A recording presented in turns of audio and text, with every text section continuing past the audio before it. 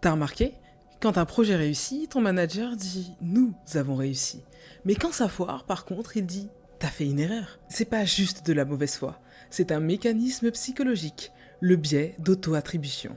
Et si tu ne te protèges pas, ton travail finira par porter ses échecs tout en restant dans son ombre. Salut, c'est Noah, ici on décrypte les dynamiques de pouvoir. Le cerveau humain cherche naturellement à protéger son ego. Ton boss s'attribue les succès pour se sentir compétent, et il projette ses échecs sur toi pour ne pas se sentir responsable. Pour lui, c'est une survie mentale.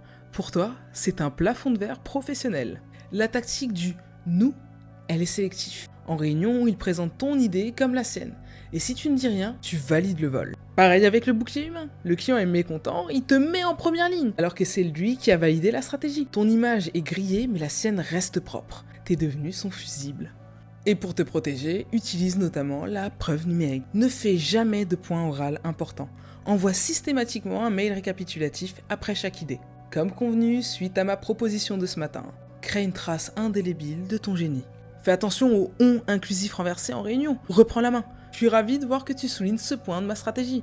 J'ai d'ailleurs prévu l'étape suivante. Tu reprends la propriété du dossier devant tout le monde. Ensuite, néglige pas un journal des victoires. Note chaque succès daté.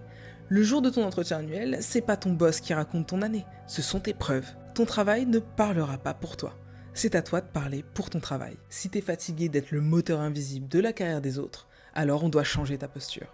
Et pour ça, rendez-vous en session stratégique. Le lien est en bio. Arrête d'être moteur et deviens enfin le pilote.